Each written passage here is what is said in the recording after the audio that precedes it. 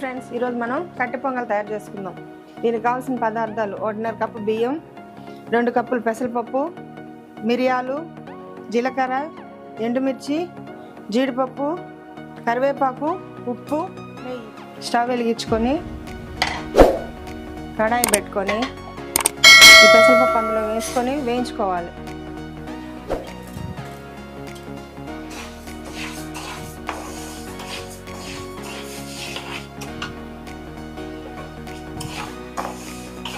పప్పు వేగుతున్నప్పుడు మంచి స్మెల్ వస్తుంది, పప్పు కూడా కొంచెం కలర్ మారుతుంది. అప్పుడు మనం దీన్ని షిఫ్ట్ చేసుకోవాలి.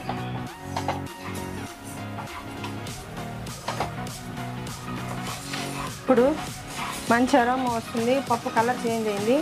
స్టవ్ ఆఫ్ చేసుకొని ఈ పప్పుని నానబెట్టిన బియ్యంలోకి మనం షిఫ్ట్ చేసేసుకుందాం.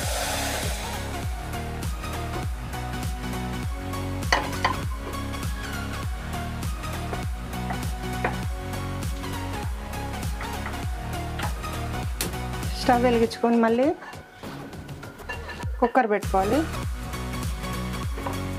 ఇందులోకి కొంచెం ఆయిల్ వేసుకున్నాం, ఒక 2 స్పూన్స్ సరిపోతుంది.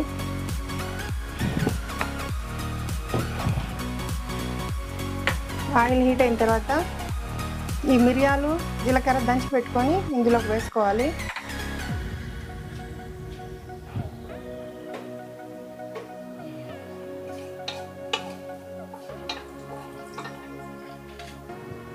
ఇందులోకి ఎండుమిర్చి ఇట్లా తుంచి వేసుకోవాలి.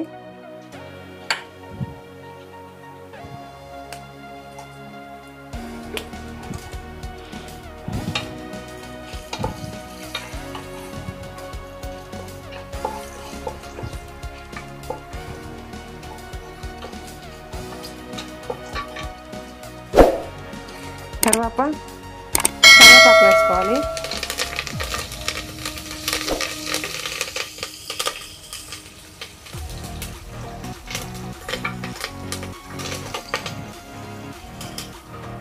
ఇందులోకి మనం నానబెట్టుకున్న బియ్యం, పెసరపప్పు వేసేస్తున్నాం.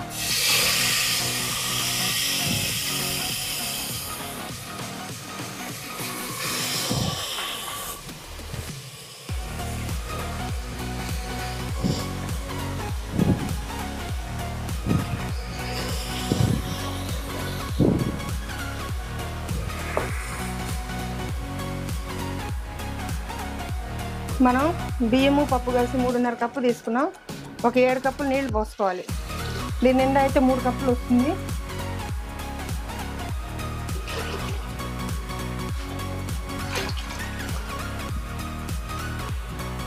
ఇప్పుడే ఇందులోకి సాల్ట్ కూడా వేసుకోవాలి.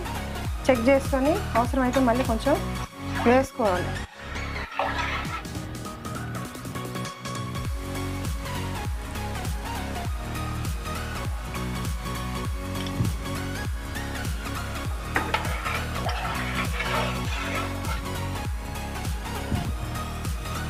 ఇప్పుడు కుక్కర్ మూత మూసేసి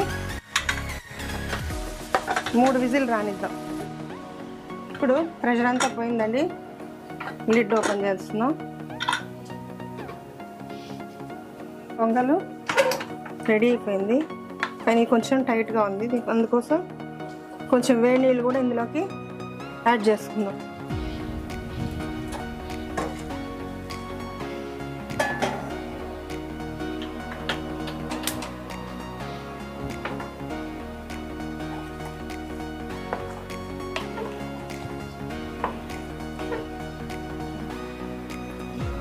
ఇప్పుడు ఈ వేడి నీళ్ళు పోసి కలిపినందువల్ల మనకి పొంగల్ కొంచెం లూజ్గా ఉంది.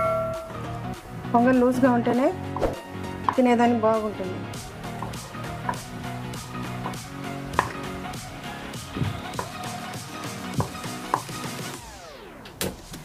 స్టవ్ ఆన్ చేసుకొని బాండీ పెట్టుకొని ఇందులోకి నెయ్యి పోసుకోవాలి.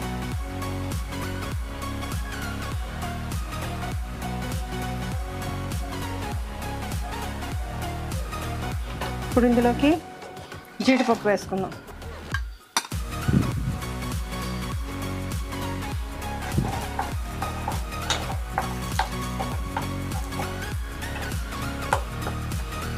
జీడిపప్పు బ్రౌన్ కలర్లోకి వస్తున్నాయండి.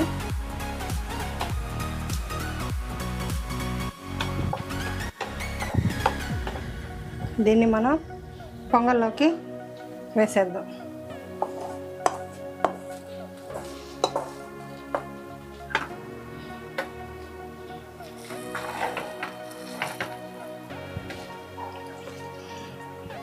ఇప్పుడు జీడిపప్పు వేసేసి దీన్ని బాగా కలుపుకోవాలి.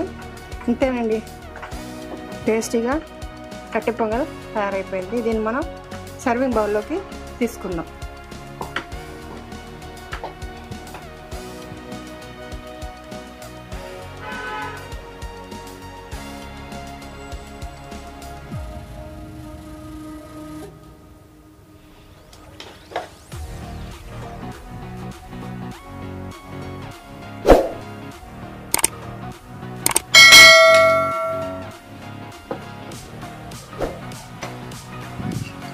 జీడిపప్పుతో గార్నిష్ చేసుకున్నాం.